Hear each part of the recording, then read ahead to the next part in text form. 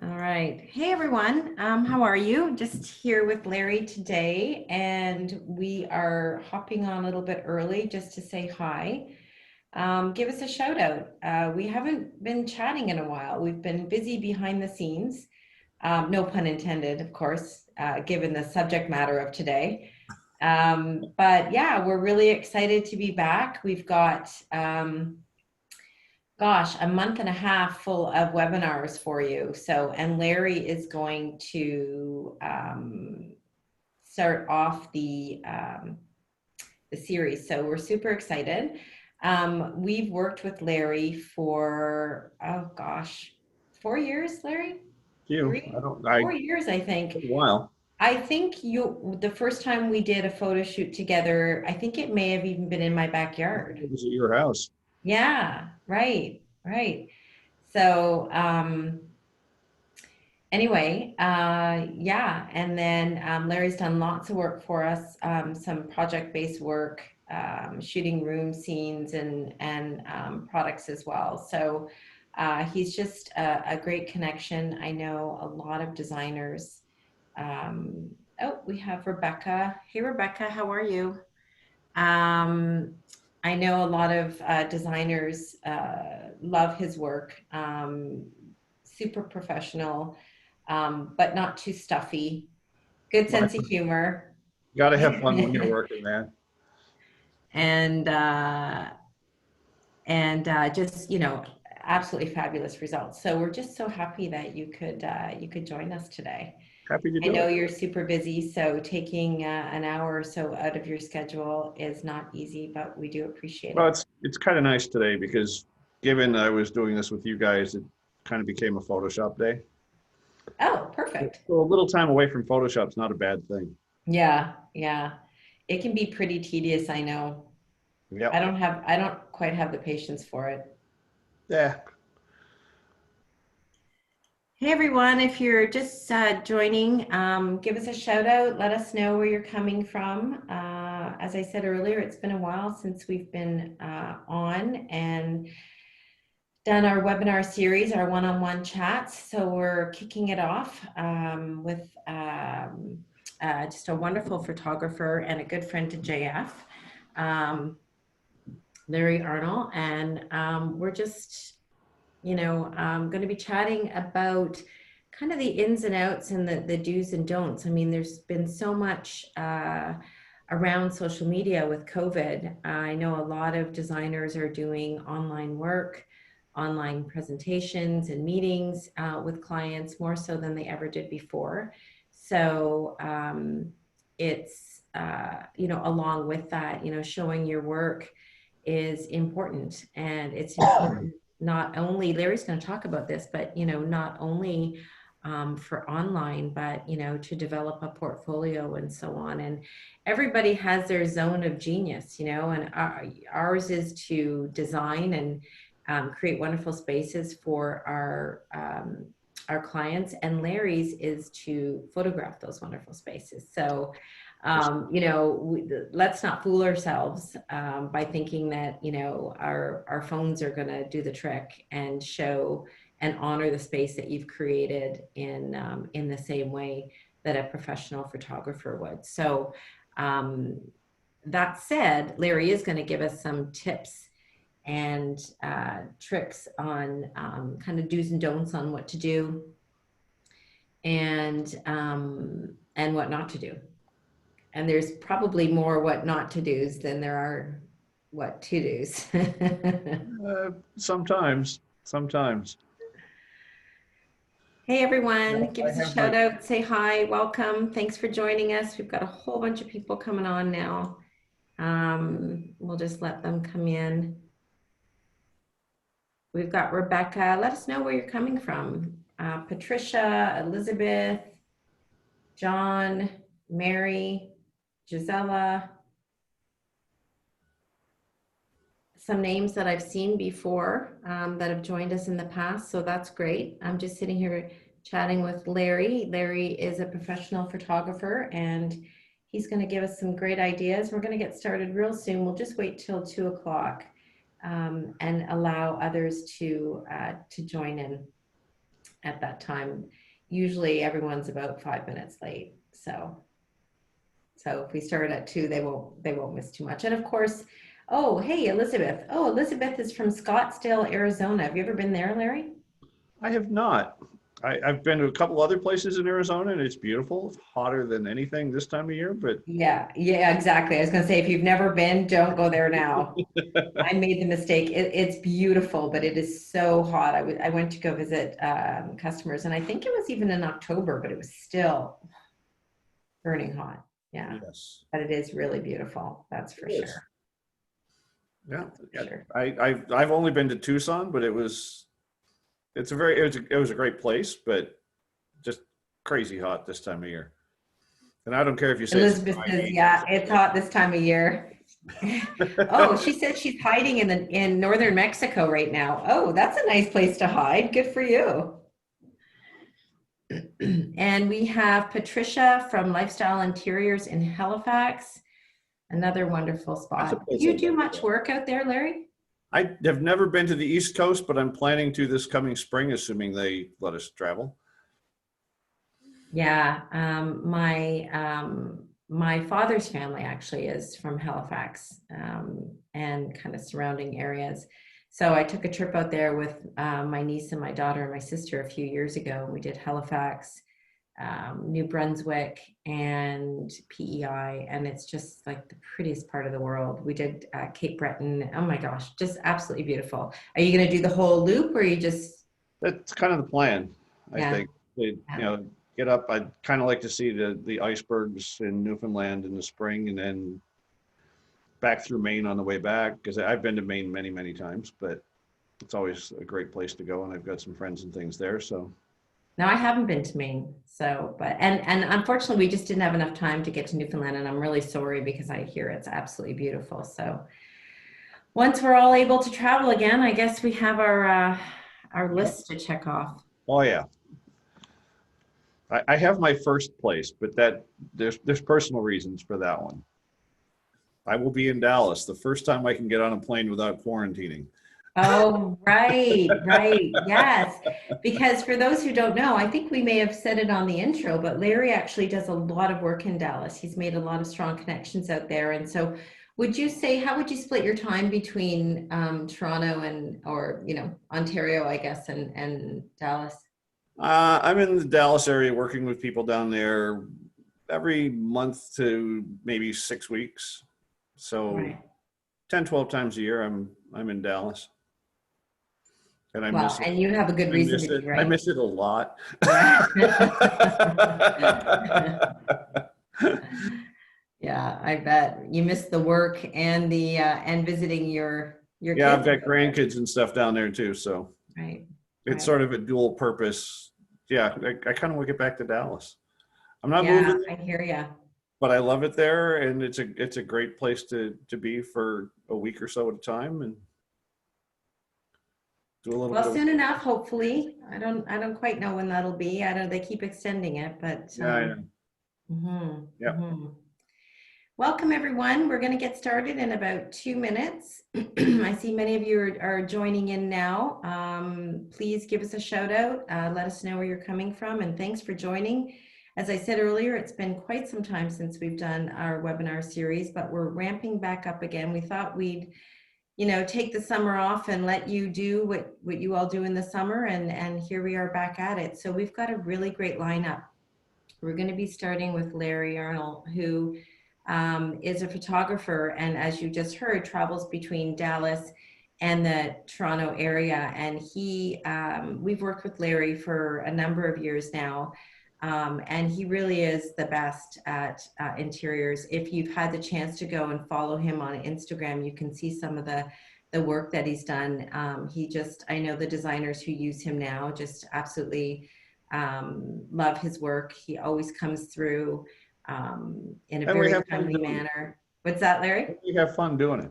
Yeah, and you have fun doing it. Absolutely, you do. So we thought we'd invite him to chat today because there's so much, chatter around social media and ensuring that you know, your work is photographed in a way that's really going to do it justice. I mean, you do so much work to make your rooms look great for your clients and so on.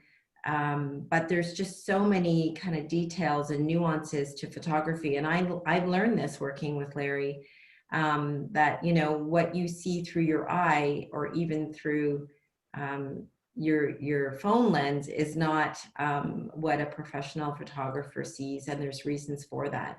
So Larry, I'm just going to get into it. I got a couple of Sure. questions for you that I'm chomping at the bit to ask. So, Uh-oh. um, so first of all, I mean, you kind of touched on it. I mean, you travel back and forth between Dallas and you know, Ontario, and you know, COVID's got it's probably been pretty tough for you.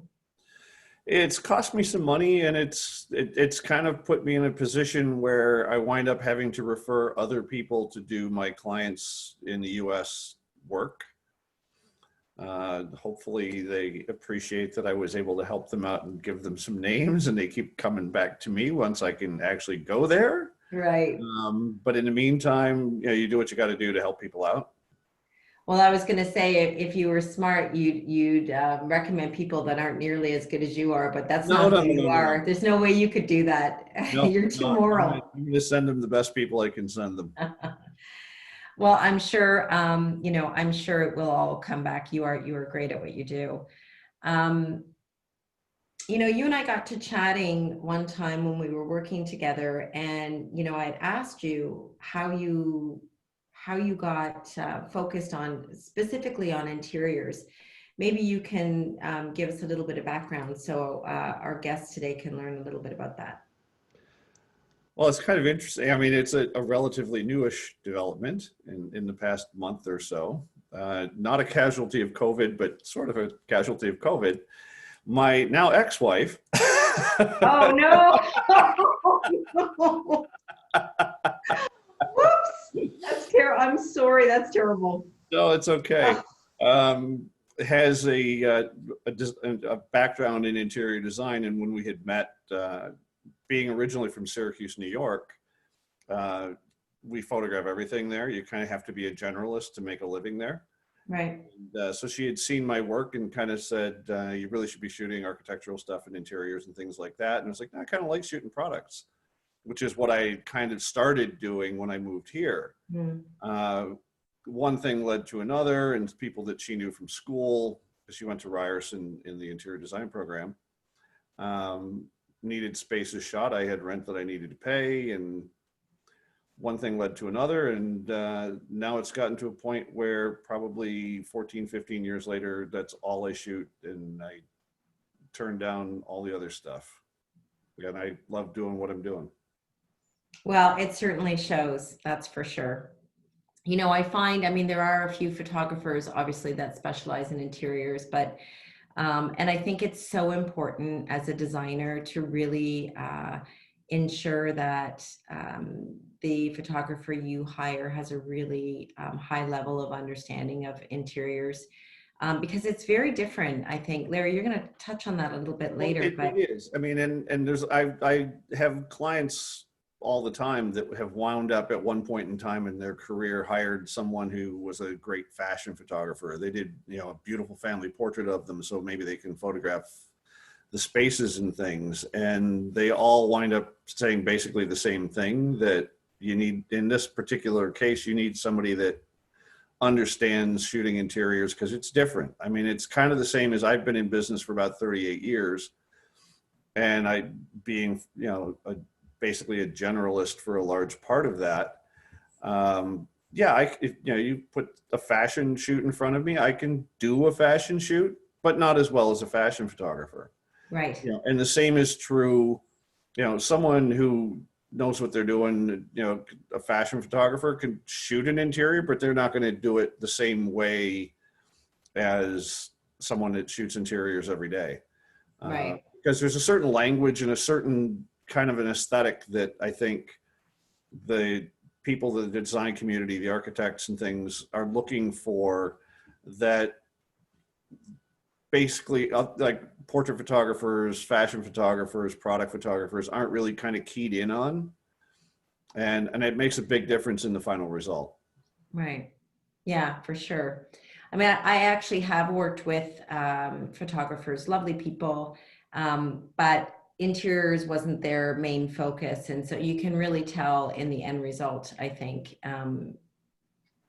you know, to have someone who's kind of focused on one subject matter versus, you know, diversifying throughout. So, Right. um, we talked about, you know, print and social media. I mean, we know that print feels, I guess, like a little bit like a dinosaur, maybe. There Not is at all. still I don't think at all. print media, but there's, you know, a lot of it has gone more digital, more online. Do you have to shoot differently from one to the other, or what does that look like? No, I don't, because a lot of my clients, either directly or indirectly, wind up being magazines. Right. So everything is basically shot with the presumption that at some point in time it's going to wind up in print, be it in like House and Home or Style at Home or Lux in the US or Architectural Digest or Dwell or, you know, any of the, you know, interior design magazine. You know, a lot of the top design magazines is where kind of where my work winds up finding itself. Mm-hmm. And so you have to shoot kind of given that it's going to be there. And then basically you can scale it back in size for use on social media and things like that. But everything I shoot is pretty much geared toward it's going to wind up in print. And I think there's a value to print.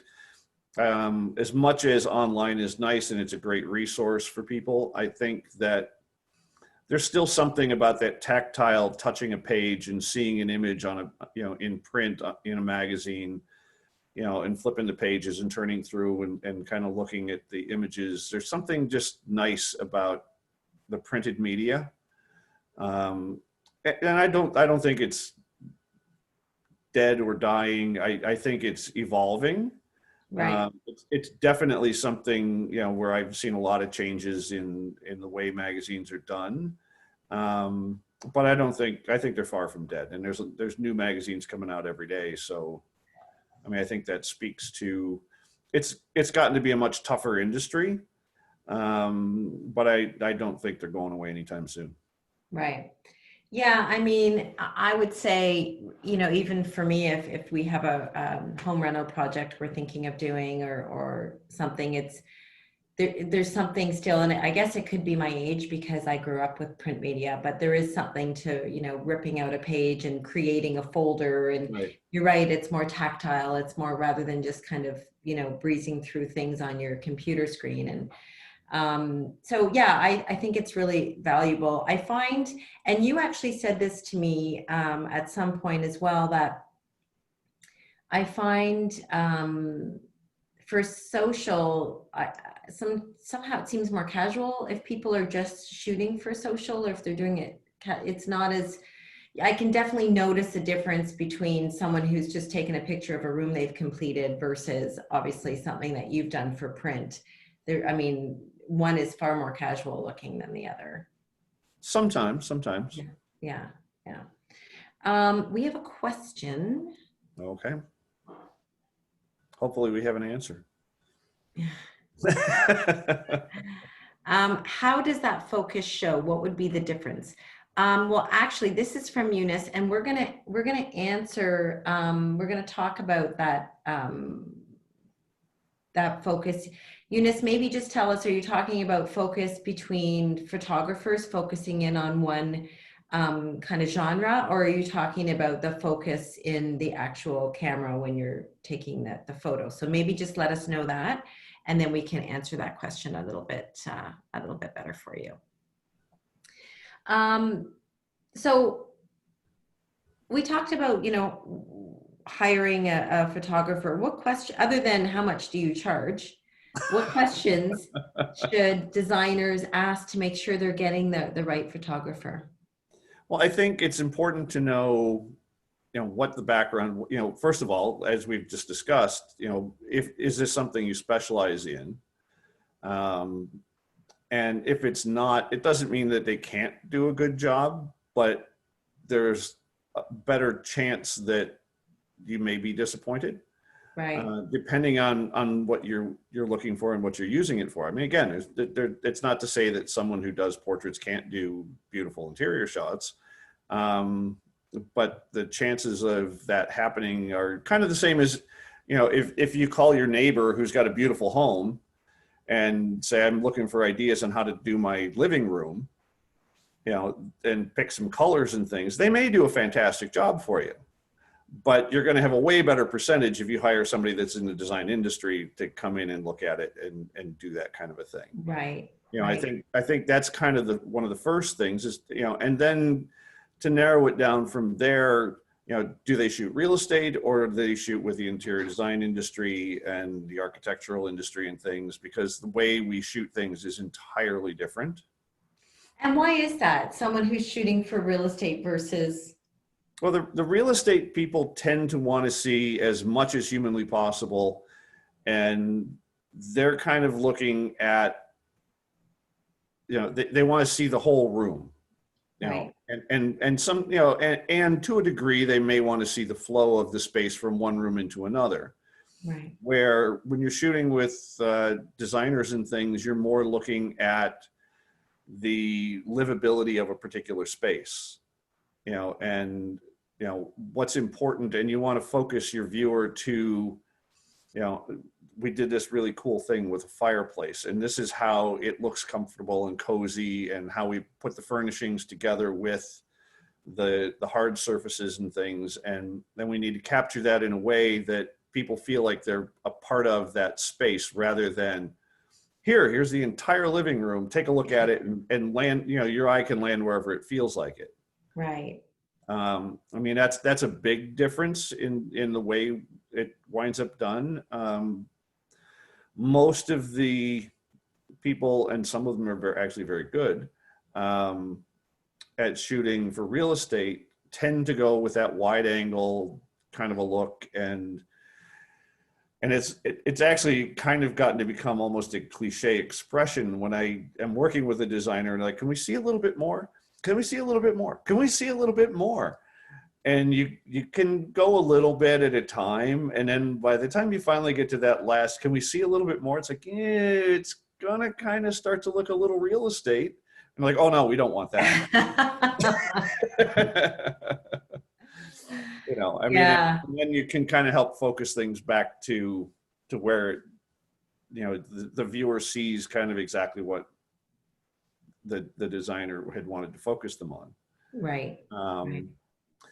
And then additionally, you might want to know if they use lighting or if it's HDR, which is high dynamic range photography, where they take multiple exposures and blend them together in post, which usually doesn't give you quite as good a result as if it's properly lit.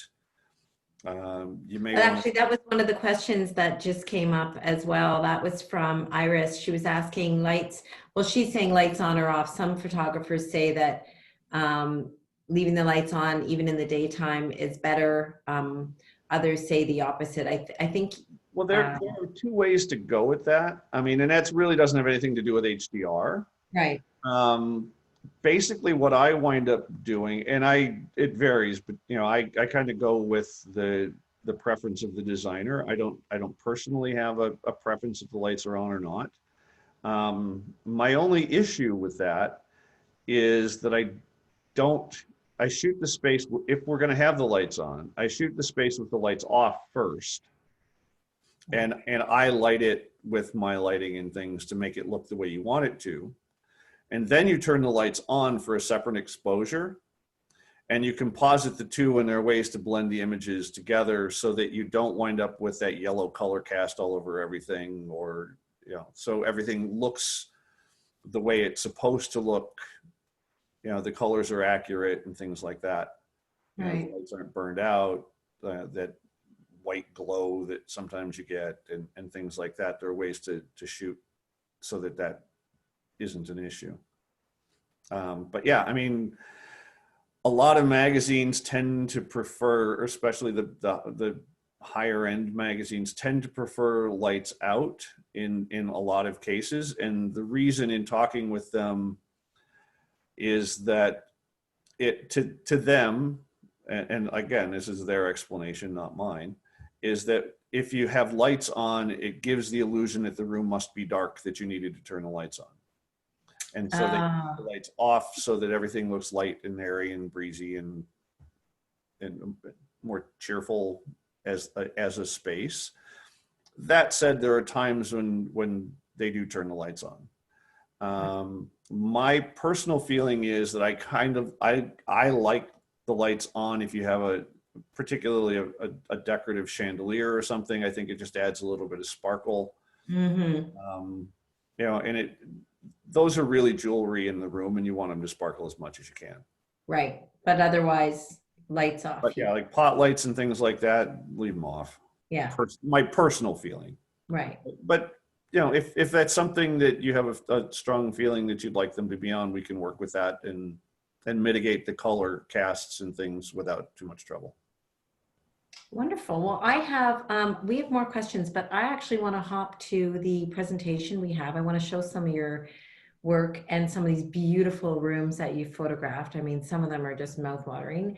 Really nice. And then also, I want to ask you I'm just going to go ahead and share my screen because I want to ask you, can you see that? Yeah. Good. I hope everyone else can see that. I want to ask you the 5 kind of tips. Why are you using a Sony camera? That's my first question. Well, you have to talk to Gisela on that. That is hilarious. Oops, sorry, I stopped sharing. Let me go back here and we'll start here. Okay, well, let's get that Sony camera off this time. And we will there. There's nothing wrong with Sony either, by the way. Okay, so this is beautiful. 5 tips for photographing a room. Mm-hmm. So let's talk about some of them. Some of them are going to kind of show up as we go through. But tell me about this space. This looks stunning. It is. It was shot for Zancor Homes up in Cookstown, up near Barrie. It's just a stunning staircase, as you can obviously see.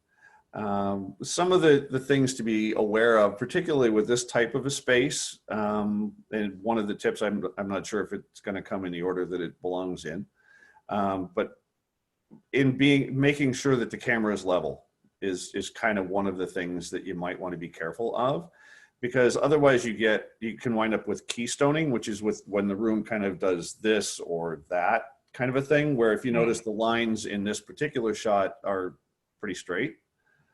And that's done by keeping the camera straight and level. And especially if you're shooting a 1-point perspective like this, you want the camera to be as close to level as you possibly can have it, so that the lines all wind up straight. And particularly when you've got essentially a rectangular grid like you've got here, that becomes really obvious if you are off even a little bit. Yeah, I guess because you get that. I didn't know what. Oh, there you go. There's your. Well, this is a whole different thing, but.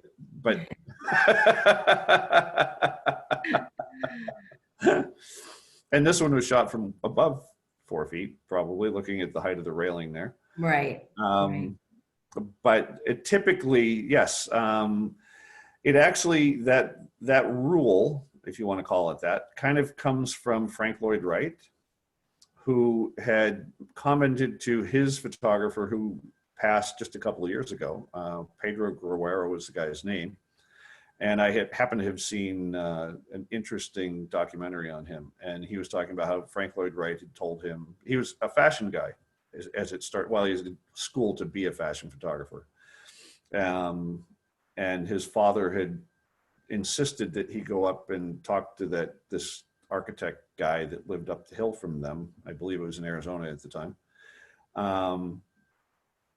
And he went up to talk to him and said, I want to do some photography with you. And they wound up hitting it off and stuff. And he knew nothing about shooting interiors and things. And that was one of the tips that Frank Lloyd Wright had given him, was that everything should be shot from the seated position, which is about 3 to 4 feet off the floor, because that's where designs look best to him. Wow. But if you look at most photos of spaces, that tends to be where they do look best. And that's where most of the photography happens. It's kind of a problem for me, being 6'3". I spend a lot of time on my knees, or hunched over. Right. But the only exception that I tend to make with that is when I'm shooting kitchens, because nothing looks worse than the underside of a kitchen cabinet. So I will raise the camera. Right. I will raise the camera to a level where I just don't see the underside of the upper cabinets. The uppers, yeah. But other than that, generally everything is 3-4 feet off the ground, something in that neighborhood. Because if you go higher than that, it tends to wind up kind of look like it was shot by a bird flying over. You know, there's just such subtleties in it, but it makes so much sense. I can't take a good picture to save myself. So I appreciate all of the tips. This is beautiful, Larry. Thank you. That actually was shot as a real estate photo, by the way. Oh, you're kidding. Wow, that is beautiful.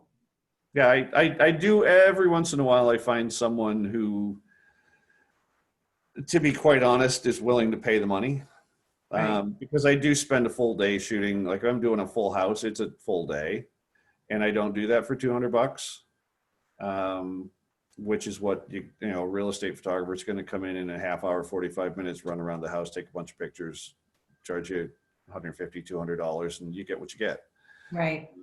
Where I actually do, even with real estate stuff, I wind up lighting it and doing what needs to be done to photograph it, because it may, in fact, I did one a couple of years ago that wound up in Country Living magazine up in Erin, Ontario, that we had shot. No, Classic Homes. That was that one went into Classic Homes in the US. This is beautiful. Okay, I'm buying that bed. It's from CD2 if anybody is interested. It's actually not very expensive, is it? No, I think the designer said it was around $1,300.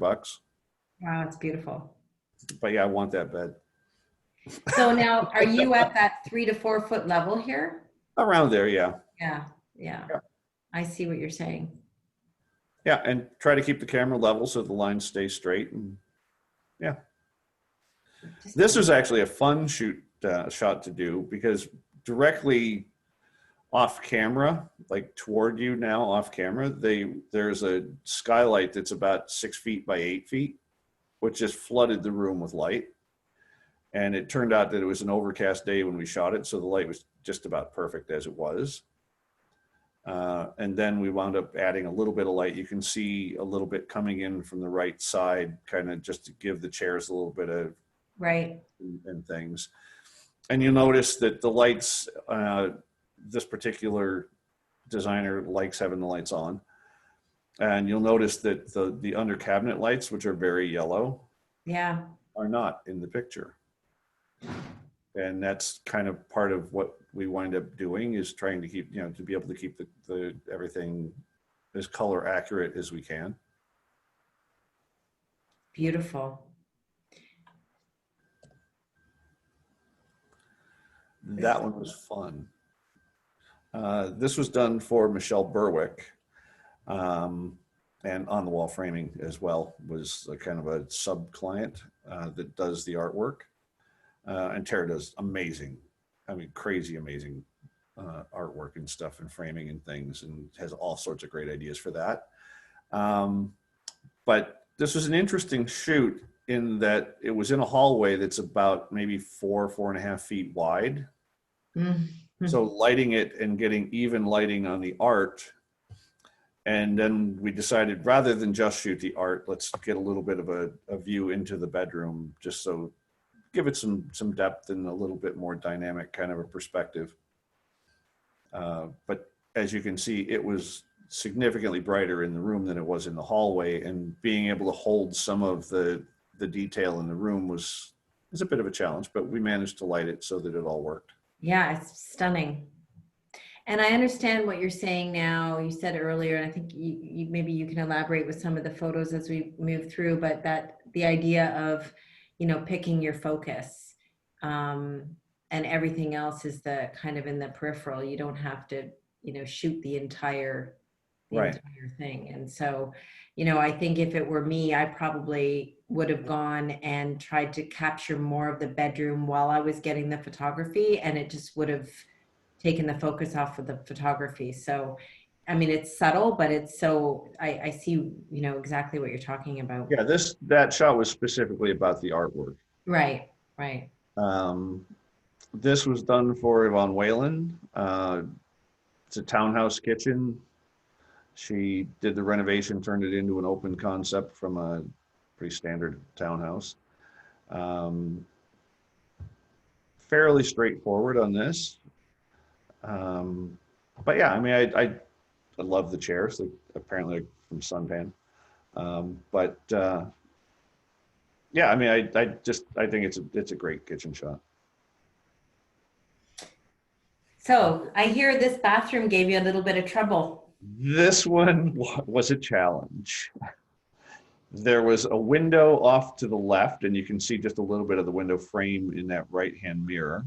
Yeah. But it's a glossy tile with glass in front of it.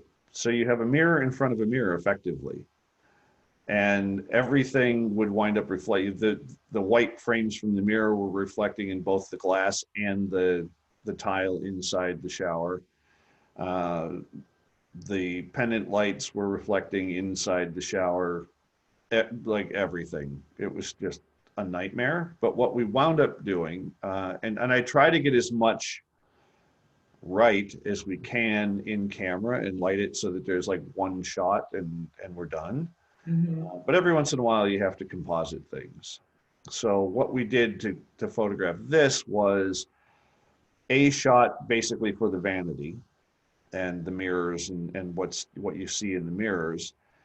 And then to get the inside of the shower right, what we wound up doing is my assistant was on the countertop holding a black blanket, or I think it was like a dark gray blanket, in front of everything from the vanity up, so that you didn't see the mirrors, you didn't see the pendants, anything reflecting on that back wall. Right. And then merge those two together to create this. Oh my gosh, that's tricky. But yeah, that was fun. And then and the client's going, "Why are you standing on the counter?" It's like, well, we don't want to see any of this stuff, in your shower. We'd like the shower to look as close to pristine as we can get it, and this is how we got to do it. Right. Wow. So mirrors, I guess, just going back to that, mirrors, I know, way back, a lot of people, photographers would just black out the mirror, but I guess like literally black out the mirror with black paper. But now, with Photoshop, you can do all those tricks to have it reflecting what you want it to reflect. Right. Well, I mean, it's basic. That's basically what we wound up doing, because we essentially held a blanket from the corner of the shower across everything, well, behind the pendant, because we didn't want it to move, because we needed to, again, it's very yellow. So we needed to do another shot just for the pendant and the lights in the shower so that they would appear white instead of that yellow, orangey kind of nasty cast that they tend to throw. Right. This is pretty. Pretty straightforward shot for Lumar Interiors. Again, they like the lights on, so we did have to kind of do a couple of things to kind of mitigate that yellow cast being on everything. But that was a pretty straightforward shot. I mean, it's basically, this was what I was talking about earlier, where you do one shot with the lights off and one shot with the lights on, and kind of there's a blending technique so that the lights appear, but they don't affect the color of everything else. Right. And Larry, you and I spoke about, I learned about this, I don't know if it was from you, merging. So a lot of people, when they're taking photos, and there's been some really funny social media stuff on merging, but can you explain what that is and maybe how to avoid that or how to look for it? What are we talking about? When you have like a plant growing out of your head. Oh, yeah. No, well, we always have to be, that's probably the biggest thing that takes the time in these shots. And that's why it's important to photograph them to a computer. Like I have a 17-inch monitor on a laptop that we look at things and we scrutinize everything. And it's a matter of moving things a 1/16 of an inch, sometimes less, because, I don't like where the faucet sits with a drawer pull or something from the angle that I'm on. And maybe we move the camera for that. Maybe we can move the faucet a little bit, decor pieces and things that, we have 2 or 3 things that are lining up and we don't want that to happen. So we wind up moving them and arranging them so that everything looks the way you need it to look. What I found interesting It comes down to looking at everything, not just looking at the subject, but looking at the foreground, looking at the background, and kind of looking at all of the different elements. Right. And camera angle is very different than what you see, when you're in the space. Oh, absolutely, it can that was be. so bizarre. Yeah. Yeah, it definitely can be. This is pretty. So, here is an example, I guess, of, not shooting the whole room and kind of really focusing in on a spot or a space. Yeah, it was just kind of about being springy and light and colorful and kind of just cheerful colors and stuff, and just a little vignette of some of the details in the space. Because you don't need to see the whole room. Yeah, to get the overall kind of aesthetic or vibe. Yep. This is cool. Oh, this is an amazing house. I love contemporary architecture personally, so I was kind of excited about shooting this one. And the designer is also the homeowner, and she's got a really cool art collection. You can see some of it over on the left. Yeah. But yeah, it was just a very cool kind of a space. Again, fairly straightforward to photograph it.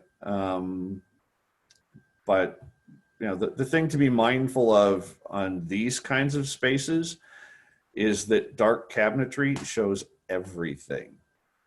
Fingerprints. Oh, like fingerprints and something spilled. Yeah, right.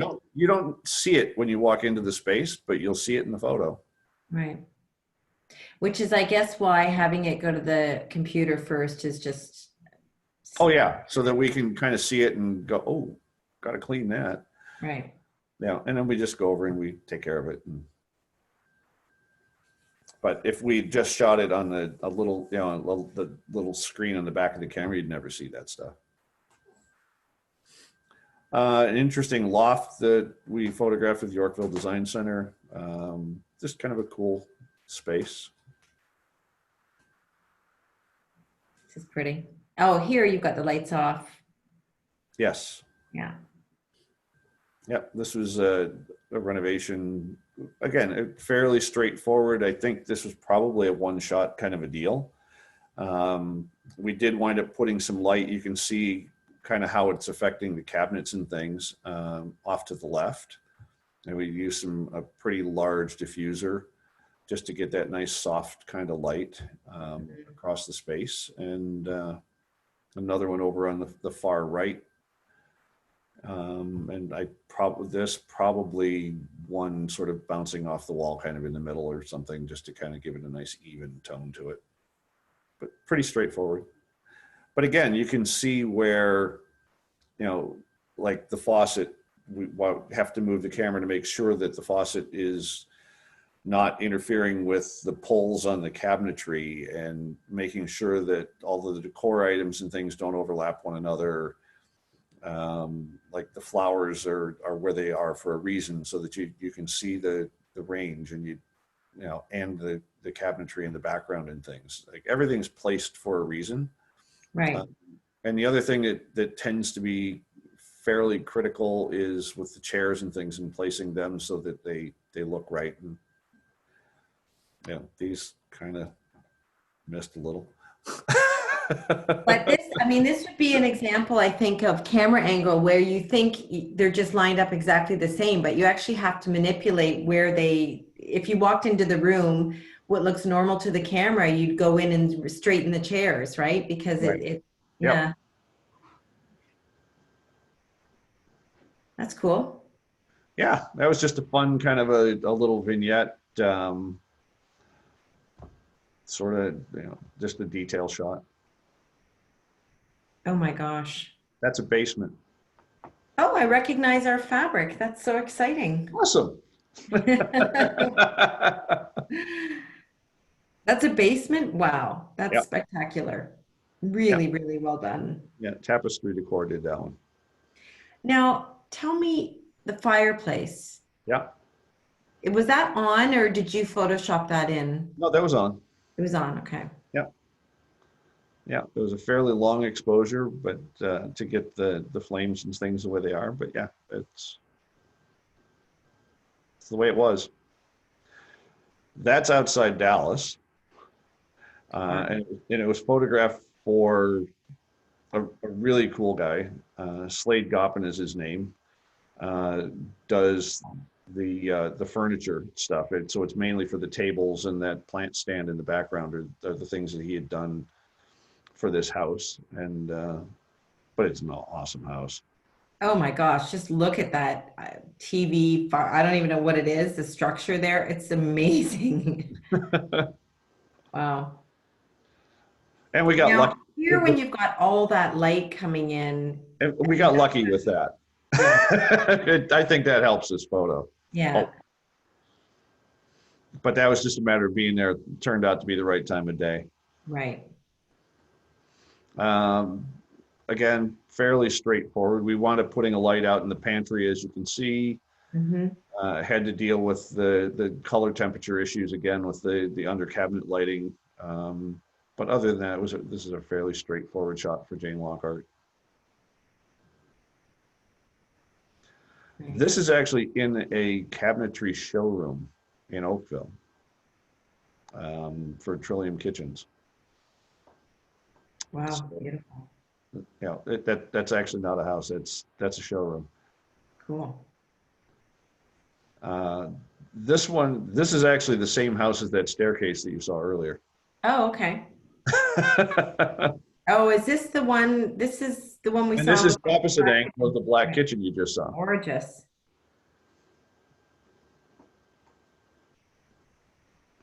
Condo downtown Toronto, pretty simple. You can see there's a lot of light. I mean, and that was probably the biggest issue, is that you had light coming from multiple different angles, and to try to get it so that you can still see details and without heavy shadows or burned out highlights and things like that. That's where the addition of some extra lights and things really helps the shot. Now, And Larry, the big issue with that is doing it so that you don't see them reflecting in the glass. right. Oh, of course. We talked about, the importance of having designers having portfolios made.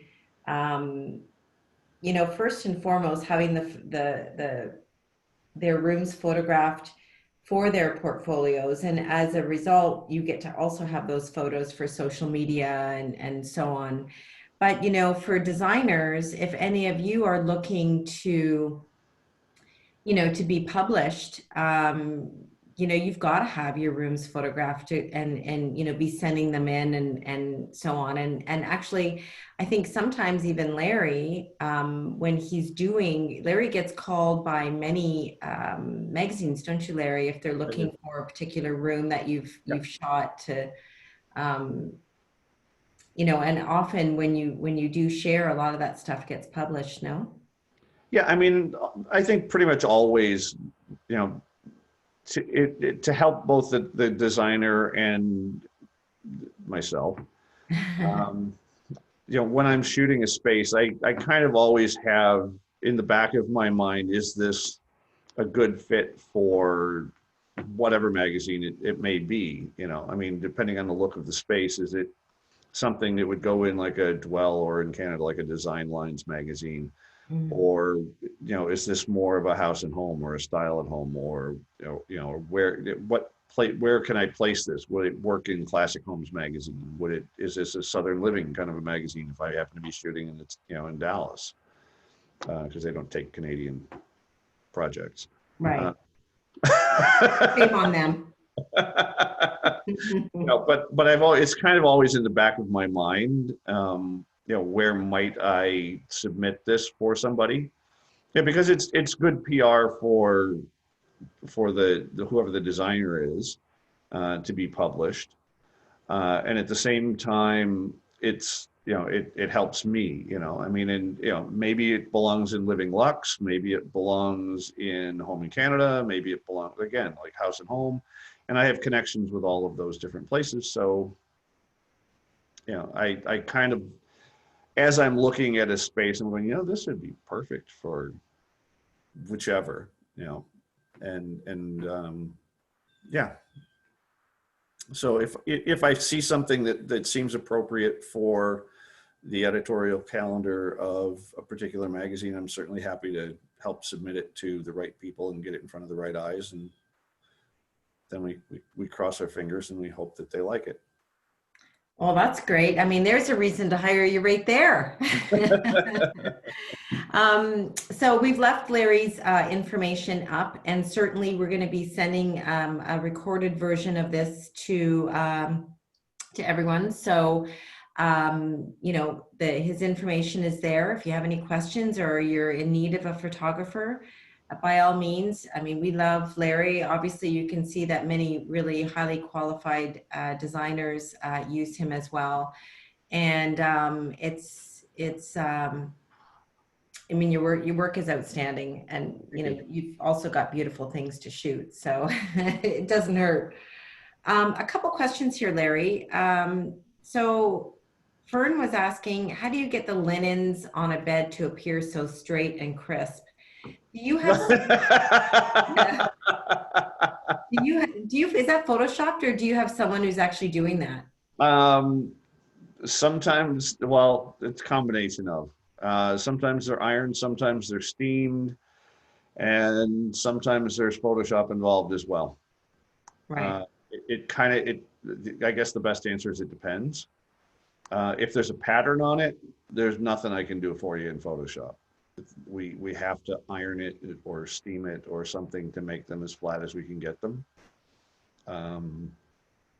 If we happen to get lucky and it winds up that it's, not a pattern, or a patterned duvet cover or whatever, we can, to a degree, or pillows and things, we can take some of the wrinkles and things out of pillows or things like that in Photoshop. Right. But it's always best if we can get it as close to perfect as we can get it when we shoot it. Don't climb out of bed and then expect me to make it straight. Yeah. Melissa Jennings is asking, do you frame the shoot so you're utilizing the rule of thirds? I think everything uses the rule of thirds. It's one point or another. I don't consciously do that. But I think, the basic rules of photography apply in general.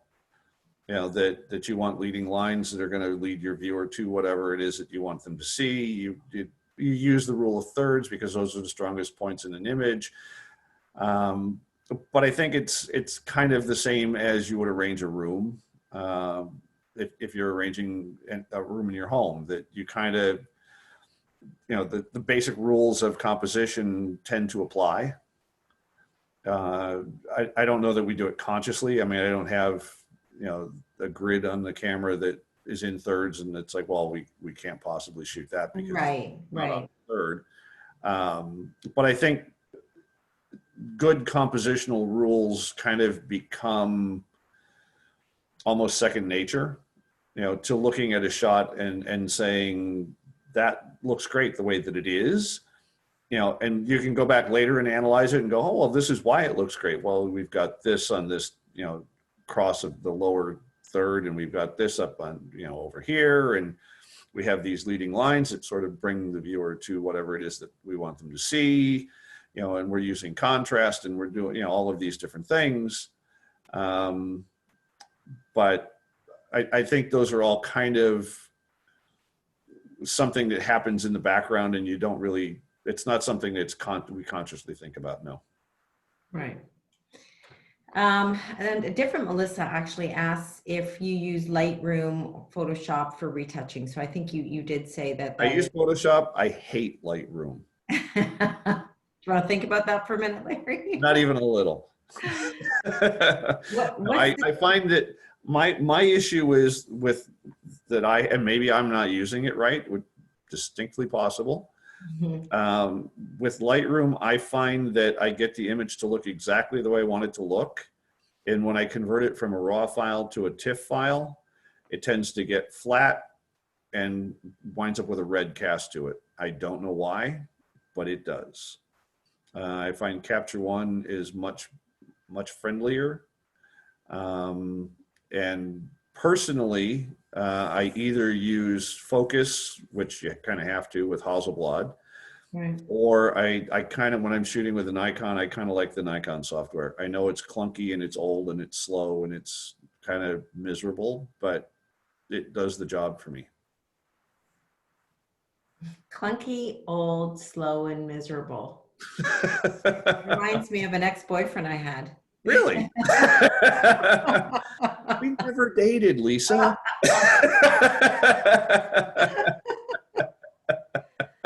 Oh, so funny. So Larry, here we have another question from Patty. Patty says, do you have the I follow the S when photographing a shot? Do I have the what?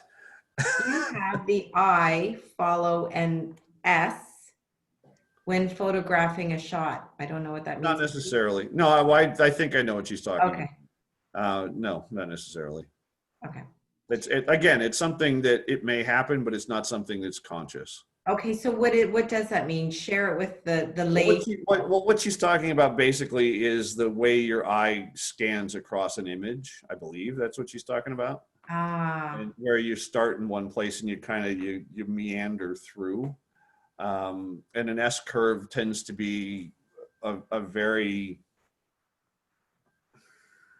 kind of a happy place to have, it's a very comfortable way to wander through an image.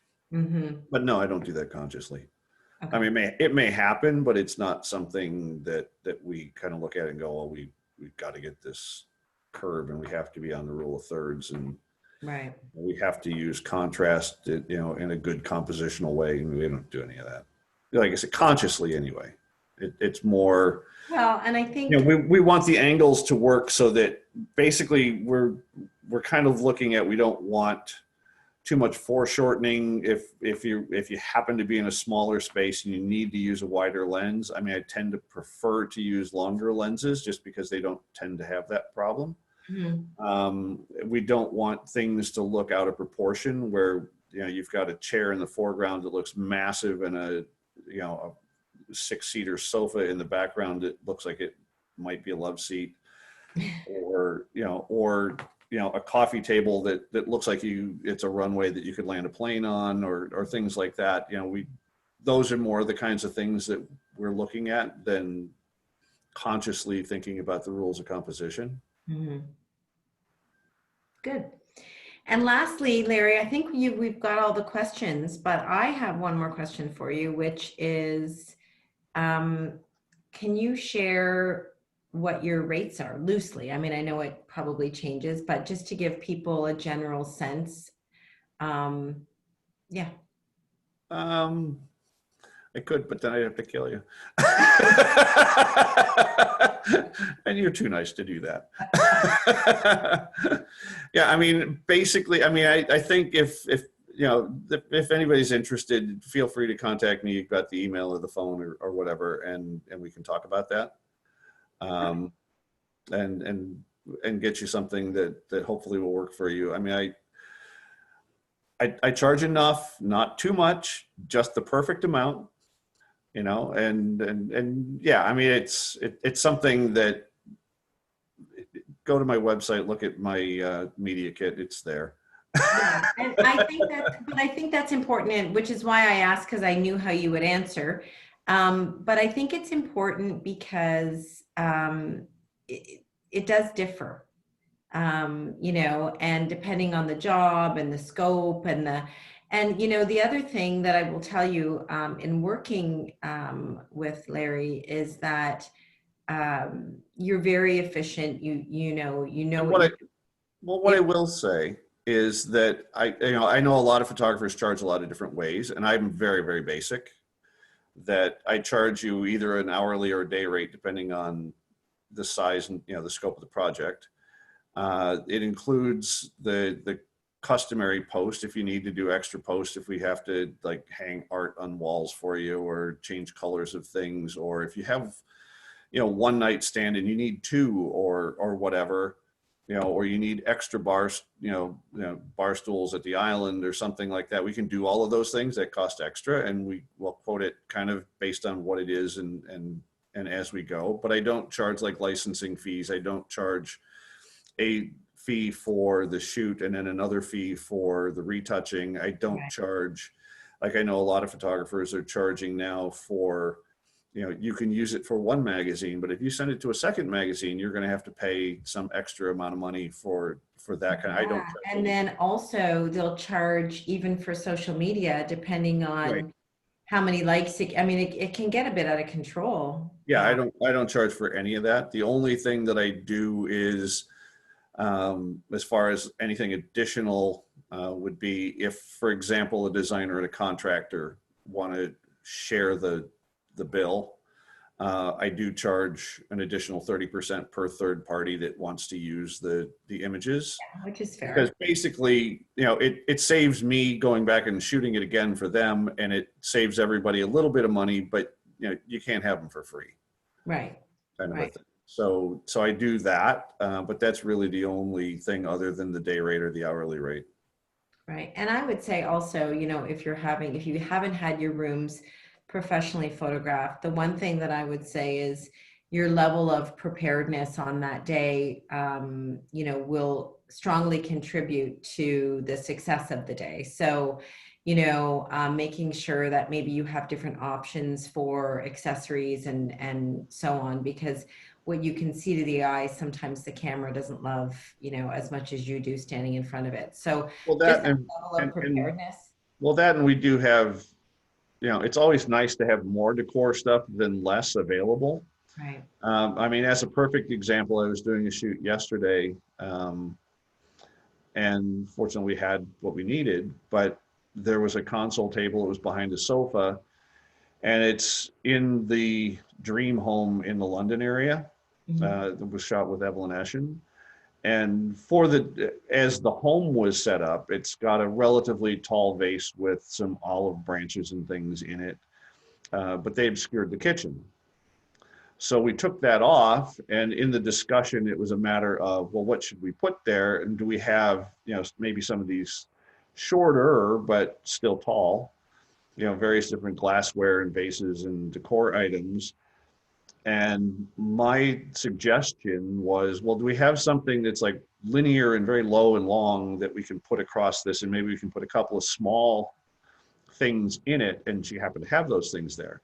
You know, so even if it's something where we, you know, there's a lot of decor items and we wind up editing down, it's always nice to have a few extra things, because you never know what's going to work best in a photo. Right. Right. You know, and everybody goes to HomeSense or LT or wherever and brings bags and bags and bags of stuff. and then takes it all back later. So Which we don't do. or better yet, they leave it there and hopefully the homeowner buys it. Yeah, exactly. Oh, Larry, so great chatting with you. I know that we've had everybody on the entire time. You've had no drop rate here. So that means That's that, good. yeah, that's really, really good. And you know, great chatting with you. You're so helpful. And I think you know, speak in a way that the novice like myself can understand. And you do great work. So Thank you. I would highly recommend Larry. I would definitely recommend hiring a photographer if it's not going to be Larry for your work. It's a great way to get published by sending your photos in, or in some cases, well-connected photographers can help you do that. Yeah, so Larry, hopefully we'll be back at it soon and we'll have another photo shoot for you. And That'd be awesome. in the meantime, thank you so much. Goodbye, everybody. Thanks so much for joining us. And everybody stay well. And we'll see you next week. Awesome. Thanks, Larry. Thanks.